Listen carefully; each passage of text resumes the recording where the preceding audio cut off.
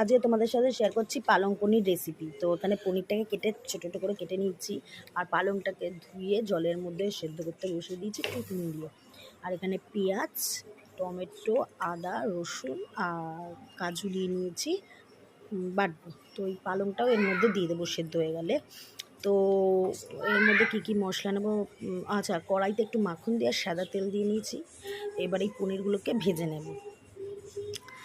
আর কিছুটা পেঁয়াজ রয়েছে কাটা, সেই পেঁয়াজটাও দেবো। ওই পনিরটা ভাজা হয়ে গেলে কড়াইতে জিরে তেজপাতা ফোড়ন দিয়ে ওই পেঁয়াজটা ভাজা বসিয়ে দেবো।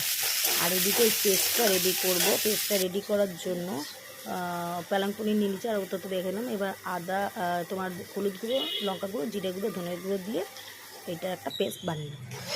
আর রান্না করে যে পেঁয়াজটা ভাজা হয়ে গেলে ওই পেস্টটার মধ্যে দিয়ে ভালো করে নাড়াতে হবে।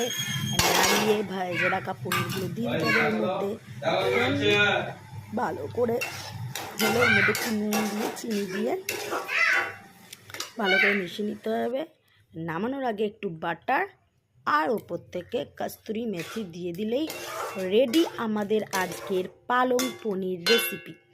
তো তোমাদের কেমন লাগে কমেন্টে জানিও বন্ধুরা।